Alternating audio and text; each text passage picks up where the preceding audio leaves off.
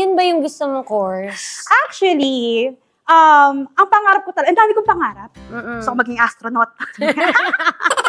Naalala ko nun, third year ako, ba't ko nga ba? Bakit ko nga ba gusto maging astronaut nun? Kasi nagkaroon ng camp. Parang alam mo yung mga may dumadayong college students sa school, may pogi. Ay, gusto mag-astronaut. Ayun na naman tayo.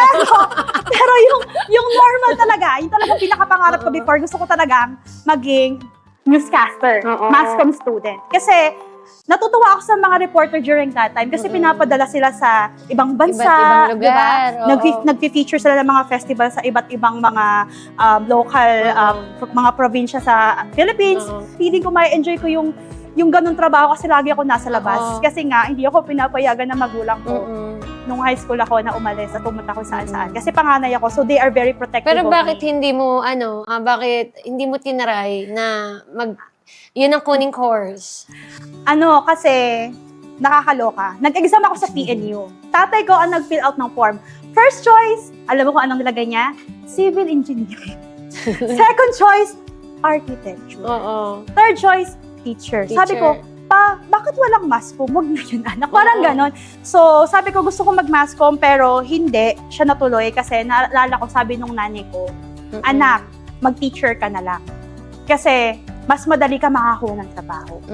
Kasi hanggat may bata, may school. And hanggat may school, may teacher. Diba? And I was so young during that time. I was 15 years old or 16 when I tried entering college. So during that time, very dependent talaga ako sa magiging decision ng magulang ko sa akin. Eventually, na-enjoy ko yung pagiging teacher. Na naging passion ko siya actually. And I really love teaching. Na natutuwa ako pag may mga batang nag-inspire, 'di ba? Sa'yo, natutuwa ako pag may mga batang nagbibigay ng feedback na, "Ma'am, na-enjoy ko yung klase mo," 'di ba? Na natutuwa ako pag mga Teachers Day, may messages sila. May regalo, syempre. Pag Pasko. Ang daming students Sinong may ayaw ng regalo, 'di ba? So, parang nakakatuwa lang na may mga batang natutuwa hindi lang sa Pasko, pag Valentine's, pag birthday mo. Teachers Day. Yes, lahat ng okasyon. O, diba? Tatlong regalo ka sa isang taon.